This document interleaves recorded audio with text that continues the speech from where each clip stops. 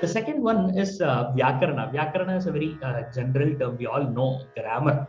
So today we have in English single person, first person, plural, whatnot. All those things are general grammar. Now, what is unique about the Vedic grammar? There are obviously two types of grammar. One is Vaidikam, another one is Laukikam. The Vaidikam grammar is for the Vedic purpose only. The Veda mantras grammar is completely different from the normal colloquial spoken Sanskrit grammar. This we need to understand. Second, many people say Panini is the father of Indian grammar. No, as we discussed already in the fundamentals, Panini is part of it. Panini is not, founder. Panini himself says that before me there were so many people, and Adiyogi Shiva is the founder of all, the Paramashiva, Parashiva. Now, these the Vyakarana subject or the knowledge is something unique because in all scriptures, the bhashya or the commentary for the main text will be supplementary. Whereas in Vyakaranam, the uniqueness of Vyakarana Bhashyam is the Bhashyam or the commentary is primary and the Sutra is supplementary.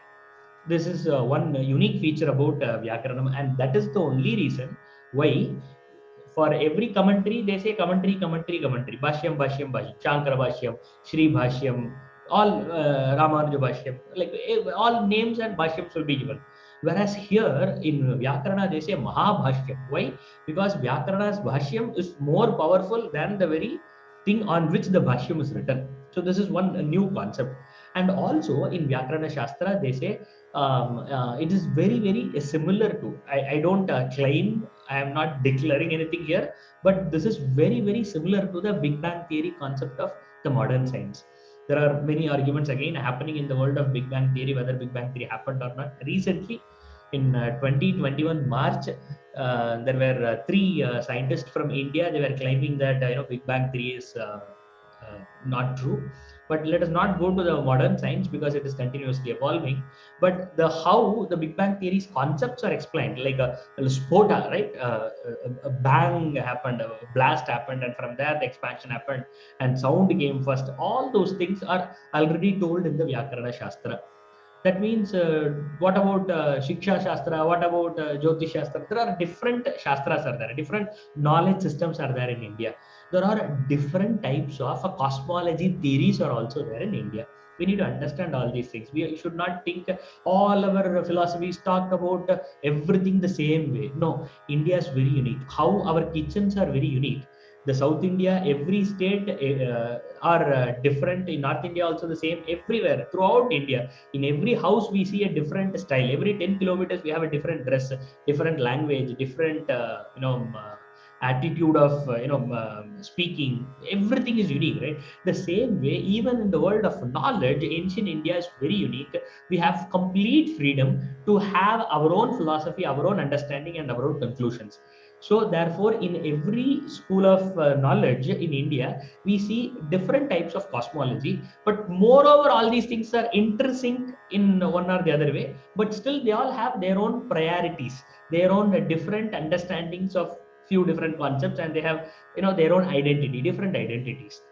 Nobody here says that this is the final and that is wrong. No, but there is a very matured intellectual debate and learning platforms available among them to discuss and understand which method, how, what could be right, etc.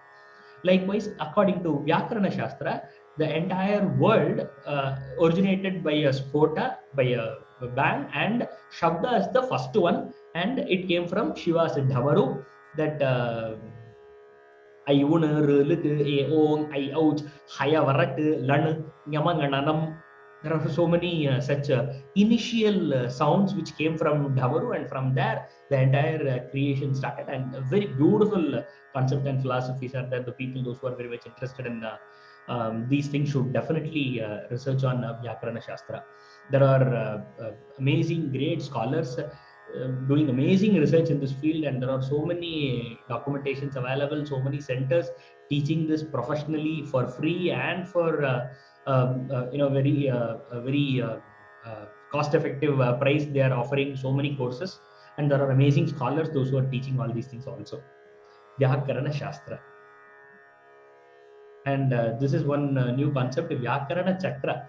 See, there are very few places we physically worship few concepts, and one such thing is a Vyakarana Chakra. They worship Vyakarana in temples because we give that much importance to grammar.